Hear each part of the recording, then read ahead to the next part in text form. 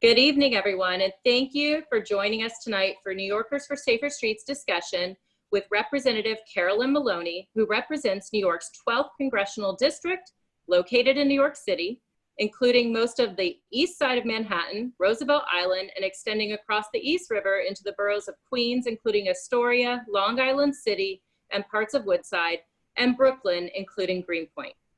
Representative Maloney, thank you for joining us. Thank you for having me, and thank you for inviting me. My name is Nicole, and I am part of New Yorkers for Safer Streets leadership team. Following tonight's discussion, we hope you will feel more informed to vote. We hope that you will feel that your vote matters. The past few months have been difficult, even more so for families as they struggled through a pandemic, homeschooling, returning to work, unrest in our city, and uncertainty of the future in New York City. We have a heightened awareness of serious safety and public health issues we face in the city, and changes need to be made. At the same time, we are hopeful that while life will be different, it can get better. New Yorkers for Safer Streets was founded in October of 2019 out of concern for the diminishing quality of life in the city and increase in crime. Our mission is to meet with elected officials to discuss meaningful and innovative changes to make New York City a more livable place for families.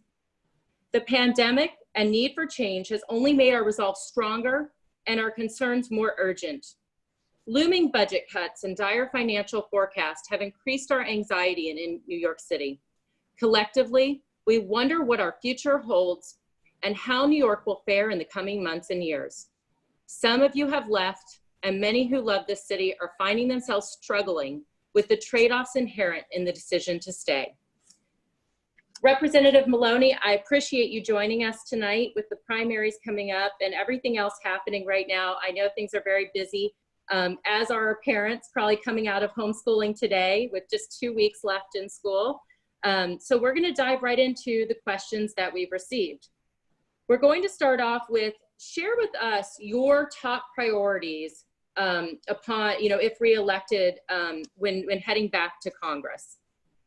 Well, I would say my number one priority is healthcare, and making sure that we defend it and expand healthcare. Right now, we have over 135 million Americans with pre-existing conditions that depend on the Affordable Care Act to be able to get the healthcare that keeps them alive. And the GOP is trying to take that away right now. They're right now in court trying to take the pre-existing condition coverage away from Americans. People need life-saving medications and vaccinations. They need it right now, and we need to stabilize and expand subsidies right now. So I am a co-sponsor of a single-payer Medicare for all, and I believe we will work hard to pass it in the next Congress. But until then, we need to ensure that those with chronic illnesses and pre-existing conditions can keep the health care coverage they have, life-saving coverage. And it's a battle. We're in court. We're fighting attempts by the opposition party to roll back the health care. So that is a big fight for me. Secondly, when I was first elected in 1992 and I went to Congress, there were very few women there. And so I became a leader on women's issues, and I'll keep a very sharp pencil on their protections. I was one of the, I worked with then Senator Biden on the very important Violence Against Women Act, which we call the most important protection for women. And my goal, one of them was to double breast cancer research, and we quadrupled it several times, and I made great progress in that area. And I was a leader on equality and women's rights, and that will never change. One of my first bills was the Equal Rights Amendment. I keep introducing it every time. We didn't get it ratified to get to 38 states. It's now going to be under a court challenge, but I'll never stop fighting until it's part of the Constitution, ensuring equality of treatment for everyone under the law, and has been made more clear than ever that we need that. I was a young mother when I went to Congress, and I passed bills for paid family leave. I finally got, in this Congress alone, I got passed paid leave for the birth of a child. Our country was one of two in the entire world that did not provide paid leave for the birth of a child. Because of my bill, we finally were able to expand it and cover it. It's very important because the federal government sets a standard, the private sector follows it. And so we're gonna hopefully get that for the private sector too. Also in the COVID relief bill, I got paid sick leave in there for men and women. And it's just for the COVID response, but I wanna pass it for everyone. And I've always been a strong supporter of daycare and really work-family balance for families. Most women have to work, and yet we have very, very few bills in place that help us in that area. So I'm working on, that was another area that I worked on. I've also original co-sponsor of the Green New Deal, because we must fight back and against climate change, the crisis, and for a cleaner and better environment. I had Newtown Creek in the Brooklyn, Queens area of my district designated as a Superfund cleanup area. In Greenpoint, I had an incinerator closed down for cleaner air. And I've done a lot for transportation. In my district, the only subway, not New York State, but in the entire country, was built in my district. It was a labor of love on my part. I pushed it every day. It's the 2nd Avenue subway. It's gorgeous. Use it and ride it and see it. I'm expanding it up to 125th Street. And also, I have been a leader on fighting gun violence. I always get an F from the the NRA. And I have a number of bills that I passed for gun safety. Those are, I guess, four areas that I would work on. Thank you. The issue of federal money coming to the states is a hot topic. New York State and city leaders say they need it to recover and rebuild. Republicans say they won't bail out blue states. If elected, how will you secure the resources New York needs to recover? Well, I work very hard on it. If you go to my website, you can see, and I've documented over $10 billion that I have brought to my district, not the city, but my district alone, for infrastructure projects and improvements. I have worked on that. Now, in terms of getting money, I got a $25 million in funding for public health and from the CDC. And I got a healthcare center. It was $125 million, and I got that in one of my developments in there. And right now, the best way to get money to the city and the state is to pass the HEROES Act. The HEROES Act has $1 trillion in it for cities and states. The mayor has said that he believes that he has, I think it's a $9 billion budget gap right now. So if we don't get that money, then he will have to have serious layoffs with fire, police, teachers, you name it. It's going to be horrible. So the number one priority that I have, and I think every elected official in Washington now, is to get that part of the package that is agreed upon. It's our belief, there are some negotiations taking place that after July 4th or in that area, we'll get a package. The president has said that we asked for a $3 trillion package. He said he would support a $2 trillion package. We just have to work that out and make sure that aid to cities and states are there. But I have a very sharp pencil for every funding formula going into New York City and state to make sure that we get our fair share in education, healthcare, transportation. I have to say something. One of the best ways that we can get our fair share is that for your organization to reach out and remind everyone to fill out their census. The census you can fill out by going to My Census 2020. fill it out online. Only takes 5 minutes. And we distribute over $1.5 trillion a year in monies that go, and they are geared to and tied to census numbers. Right now, the national average is 67% response in congressional districts. Ours is at 50.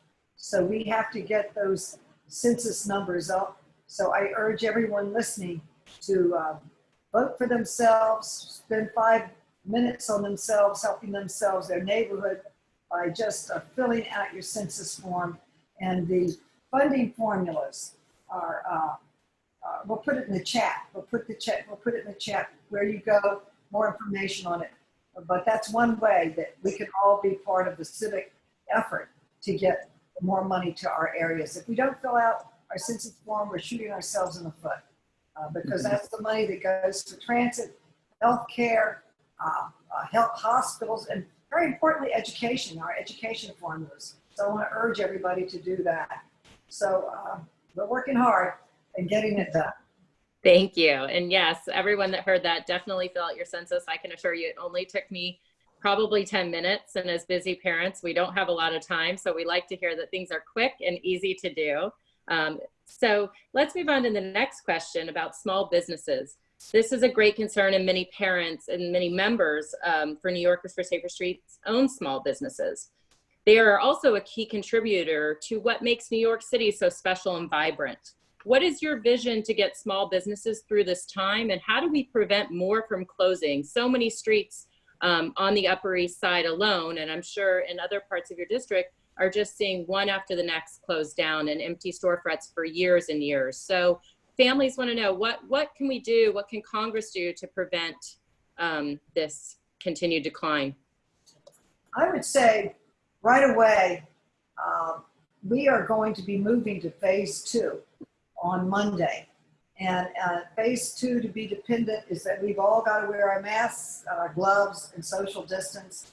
Make sure that we're not carrying the virus right now because of the testing that Congress got out, over $75 billion in testing. We have testing all over. You can go to the chat and see. I have all the centers on my website of where we can go to get tested for free. And the testing is showing that we're under 2% right now of people testing positive. So I think first and foremost, we've got to get these stores open. And with phase 2, we're going to be able to open up some stores with limited access. What we passed in the CARES Act is a program called the Paycheck Protection Program, or the so-called PPP. It's roughly over $800 billion going out to our small businesses. There are 5 million of them received funding. Most of the grants are below 50,000, so it is directed for small businesses. And it's really a grant. If you apply for it and you're accepted, then at the end of 8 weeks, we just extended it 24 weeks.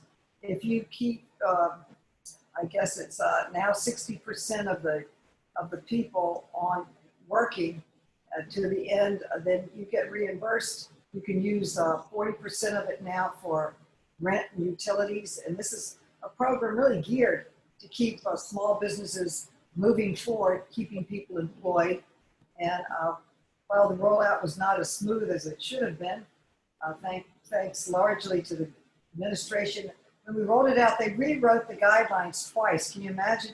On the day it came out, it showed, but we were desperate to get money out. And since then, we've added more funding and more restrictions. For example, saying that over $60 billion had to go specifically to CDIFs and credit unions for women and minority-owned businesses, are changing the formula so a larger portion of the funds can go to non-payroll costs like rent, which is very important to New York City. Now, I'm a member of the so-called Select Subcommittee on the Coronavirus Crisis, and we've been able to get millions of dollars in taxpayer funding from companies that never should have gotten these loans. We wrote them and said, why did you take this loan? Tell us why you got it, and if you're going to keep it, you have to justify it, or we're going to investigate you. Many, many people gave the money back so that it could go to the real small business owners that they were intended for. Thank you. So let's shift a little to families. One of the main topics we get and questions we get is about public safety in schools. We received a lot of questions on this topic, and many parents are struggling with their decision to stay in New York, given that crime was rising prior to the pandemic. Recently, we've been hearing a lot about the rise in murders. So speaking to gun safety a little bit, concern with that. And just feeling that there's a lot of discussion on needed reform, but not a lot of discussion from our leaders on safety and public safety. And a lot of the crime that's happening is in our underserved communities. So what proposals do you have to focus on public safety and then also on schools? I would say that on public safety, I support sensible gun safety laws. The fact that people walk into our schools with guns and kill children, it's outlandish. And we are alone in the amount of violence that we have in our schools and in public places. A lot of it is caused by disturbed young people. And we need more mental health help in schools. And if someone sees a child that, or even sees on their public media or their social media violent behavior or expressing great loneliness or the desire to hurt people, that they get help. And it should be monitored, it should be reported, and it should be acted on. I get an F every year from the National, what do you call it, the National Rifle Association. I wear that very proudly. But I have a number of bills to crack down on guns. It's not even a federal crime to sell illegal guns, to traffic in illegal guns. That's outrageous. That should pass. That's one of my bills. A ban on assault weapons. They're only used to kill. He passed it in '94, and it worked. It brought down the amount of killings in our city, in the country, and then they let it expire, and it goes right back up. It's just outrageous. And most countries will enact common sense gun safety laws, and it results in much safer environment in our schools and every other place. And I think the teachers and the students, I'm a former teacher, by the way, and when they called for teachers to be armed, all I could say is that the president obviously does not have any teachers as his personal friends. Otherwise, he would be told by them that we want to teach, we don't want to kill people, we don't want to be armed. I wouldn't even know what to do with a gun. I would be so frightened of it. And then a lot of accidents happen because guns are around. The kids pick them up and they shoot each other, and it's just awful. So I think that you need more mental health professionals, not only in the schools, but tracking the internet. If you see mentally, a lot of these young students, we've had hearings on it, they had mental problems. They gave lots of warnings that they were going to kill somebody, and we've got to professionally be watching that. We also need security in the schools, but I think it can be better done with social workers and other people that are there. And what do you say? What? I can't read that. Oh, the second part was just on schools. I think a lot of parents on the call this evening would say homeschooling was not a great success. The Department of Education. It's really hard. Yeah, being the teacher, the chef, the cleaner, the person they yell at all day, they certainly don't work the way they work for their teachers. And I think it's taken a toll on the children. And also you realize the importance of socialization. I think the concerns of families is that there seems to be no plan, no thoughtful thinking about what's the plan for schools. There was a lot of wasted money. Parents were sent books that they didn't need, that didn't match their curriculum. And curious what, having the teaching background, what proposals do you have? What urging could be done to make the Department of Ed do better for our public school children?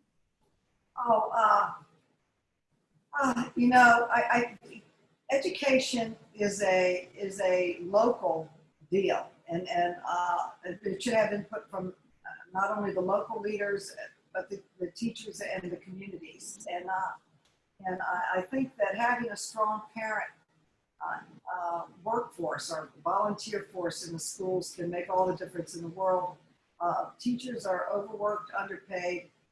Oftentimes, teachers, I hear from people that are successful that their teachers saved their lives. They worked with them after school and problems that they had. They did all kinds of things. I think that we need to invest in more support for teachers. We need more after-school programs. We need special, if a child is falling behind, they should have special time after school to be tutored to help them come up in science or reading or whatever the issue is. And we need more support there. A lot of the schools now really have, what do you call it, where you check to see if there's a gun before you can even walk in. I think that's sad testimony that we have to do that in America.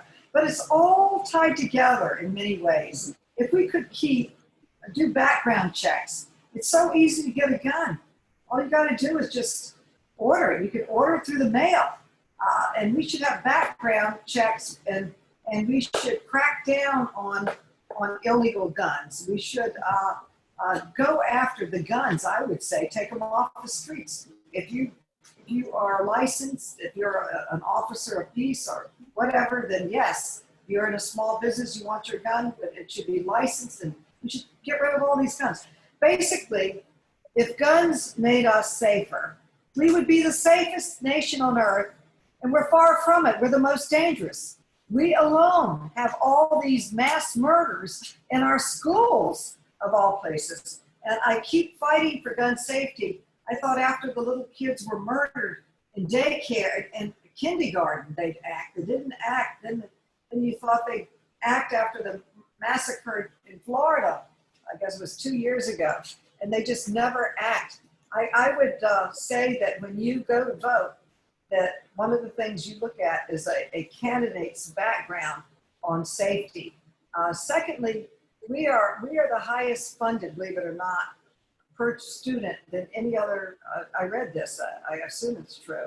I'm not on the education committee, so I'm not up to date. But it read that for every child in the public school now, they spend $22,000, and we're not getting that response. Although we have excellent schools, and it's always interesting to me when they have the National Merit Scholarships and the Westinghouse Science, it's always the public school kids that win. So we're doing a lot that's right in the schools, but I think that it's impossible to learn if there's not safety. I think the machines that look to see if anything violent is coming into the classroom. I heard stories from parents where they've gone to show and tell and they pull out a loaded gun. I mean, it's like unreal. The kid brings in a loaded gun. I mean, it's just out of control. And so I think that we need, many more services for mental health, education, support, a volunteer way to get people involved in the schools. And there's nothing more important. It's the future of our country. When I went to school, all you needed was a pencil.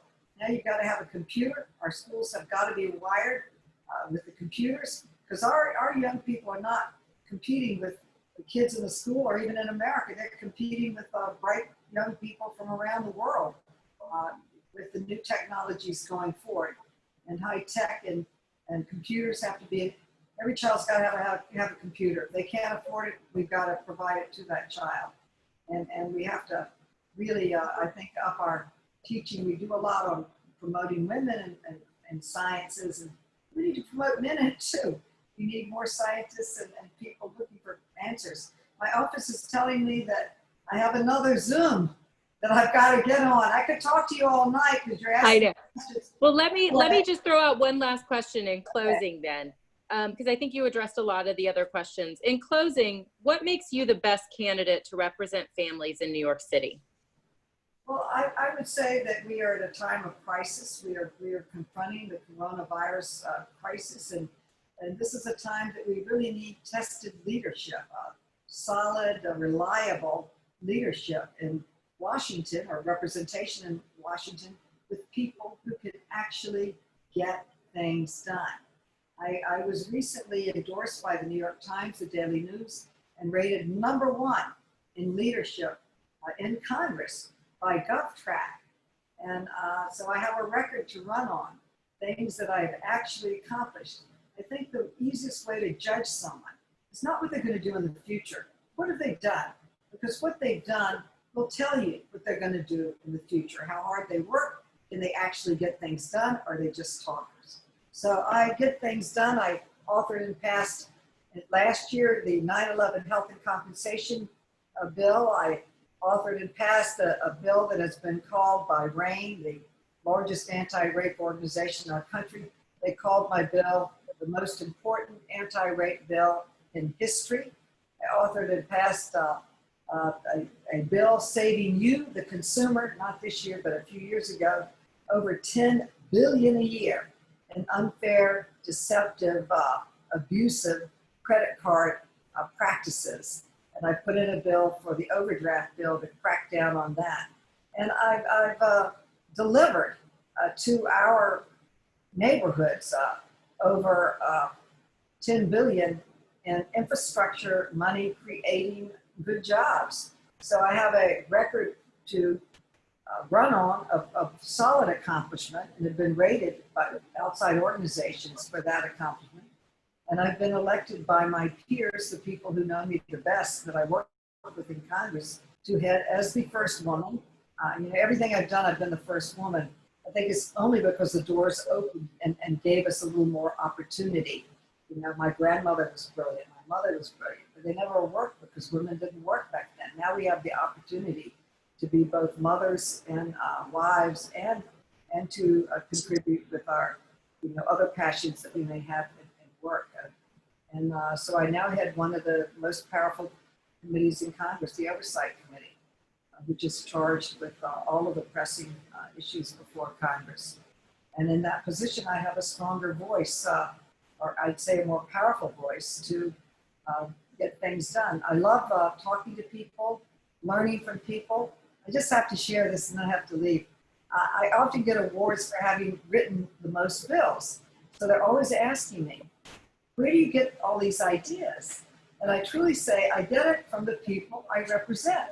They give me the ideas. And I was just down at some early voting booths. Everybody should vote early, or vote by mail, or vote, period.